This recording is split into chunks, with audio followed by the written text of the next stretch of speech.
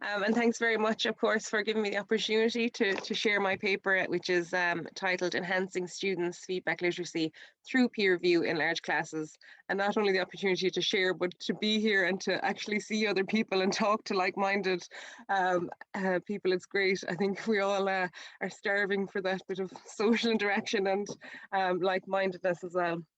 And I suppose you mentioned earlier that my background is early childhood education and educational psychology.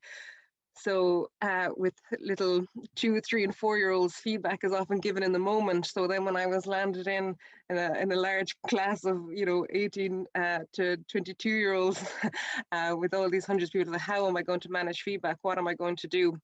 So that kind of got me interested in the whole concept of feedback. And I think, it's often talked about, especially those practical aspects of giving feedback in large classes. Students will request feedback. It's kind of often brought up at student fora and things like that. And then as teachers, we can find it, time consuming, very effortful and all of that, especially if we think that students aren't going to use the feedback that we provide. And we know that feedback can have a positive impact on student learning and academic development. But it's only if this feedback is acted upon. So not only do we as teachers have the responsibility to provide feedback to students, they have to be active in the process too. We have to give them that kind of sense of ownership over their assessment. It's very much a two-way street. And we might all have heard statements like, oh, I don't understand the feedback I was given, so maybe the language that was used, or kind of just a statement with no explanation as to what the student can do to improve the piece. Or even, oh, I didn't have time to use the feedback I was given. So sometimes feedback is given at after, we'll say, the final submission time. So the students can't use that feedback for that module. And even sometimes something as simple as, I don't know where to access the feedback, I don't know where to find it. So that would suggest that these students aren't feedback literate. They don't have an understanding of all the concept of feedback and what's involved. And how can we expect them to use something that they don't understand, really? So therefore, using activities like peer review to develop students' feedback literacy can be very useful. So that's all about making feedback part of the module and the assessment process from the very beginning of the semester. It allows students to build an understanding and have access to feedback throughout the semester, which also puts less pressure on the teacher at the end of the semester. It's hopefully getting students into that kind of writing frame of mind. They're thinking about their assessment, perhaps not leaving it to the last minute, which can often happen, I think. And they'll often have some sort of draft piece done if they feel that they're going to get feedback on it in time for the final submission. And I think allowing students to give as well as receive feedback helps develop that feedback literacy. They're thinking about what they're writing, they're being critical about what they're reading, and also they're exposed to different ideas and reading and references, that they may not have been, and it can allow for kind of honest, constructive opinions on others' work, but also on their own work too. So in my short paper, I describe a peer review activity that I facilitated with a large group of first-year early childhood care and education students. And as you can imagine, first years mightn't have the greatest understanding of feedback anyway, so it was a great cohort to do this type of initiative with.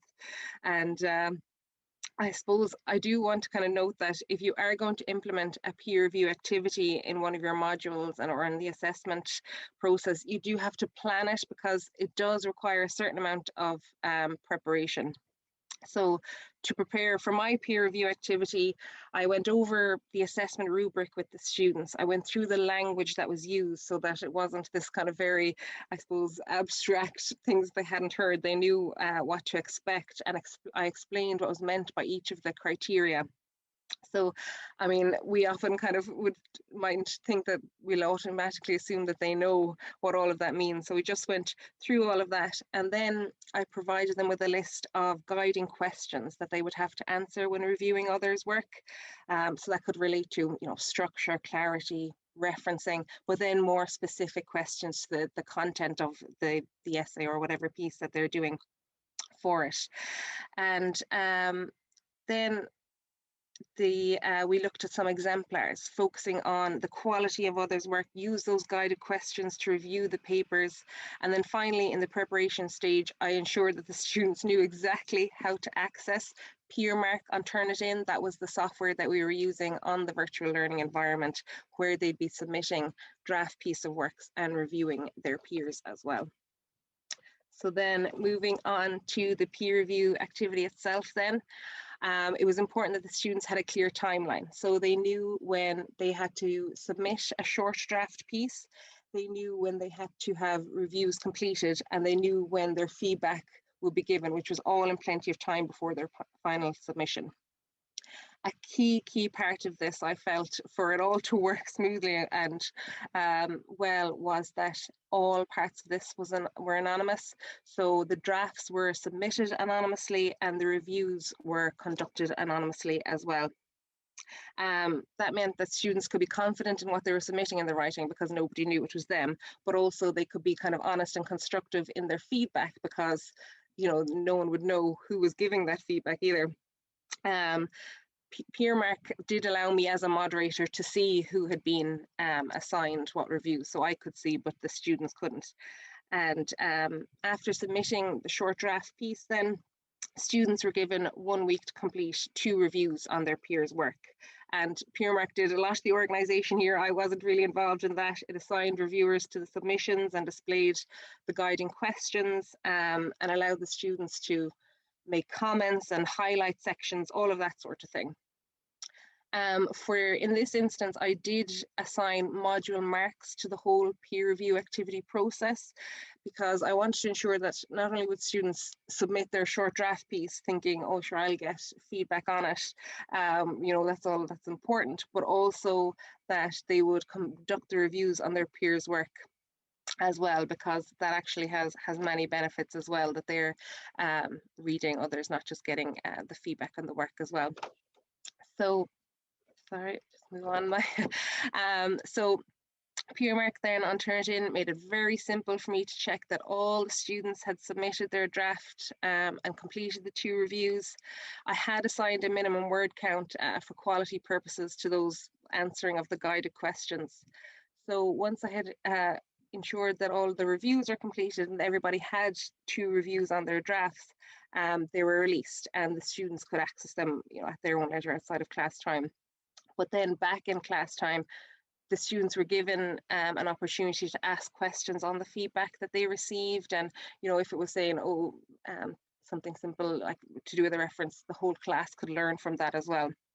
And of course, then they were able to use that for their final essay submission, as well as use it in other assessments and among other modules, because, you know, it's very transferable skills there as well. So at the end then of the semester, even though they were quite busy, I hope to survey. So a number of students did answer my survey. I wanted to gather an idea of their understanding of their own feedback literacy development as a result of the peer review activity. And their responses, you can see kind of here that they suggest that they all felt they did learn from it, which was, you know, a good ticket and made me feel a bit better anyway, that it was worthwhile doing. And they kind of felt that they had a better understanding of feedback and the assessment rubric. They felt that they learned from reviewing others' drafts as well, so it was worthwhile getting them not only to submit, but to review others. They felt that they're more confident in asking for and accessing feedback and then using that feedback that they were given. They felt that their final essay submission was improved because of the peer review activity and the feedback they received. And then, I suppose, not surprisingly, but it was interesting that they expressed a desire for more support with their feedback literacy. They all said that they would like to engage with a peer review activity again or something similar. That they want support with their peer their feedback literacy in the future. And I suppose just for myself, I felt more comfortable at that final assessment time giving feedback because I could use the rubric knowing that students had an understanding of what I was saying. So it was a lot easier for me. Perfect, thank you. And interestingly, I haven't received any requests for further feedback as of yet. But then just considering, I suppose, what it means for practice, and especially in large classes, it's important to incorporate that idea of feed forward. That's, you know, allowing students to have an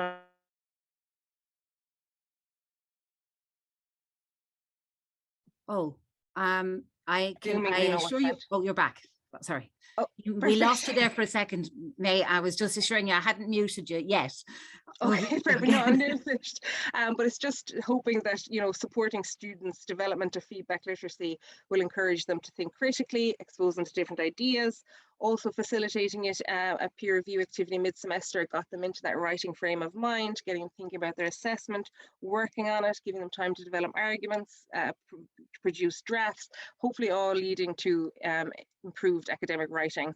And it's just something to remember going forward, that feedback submission or feedback after submission is not useful for that module. It might be in the future, but not for what they want to do there and now. So I will, for one, be kind of incorporating feed forward from the very beginning of my modules. And thanks very much for listening.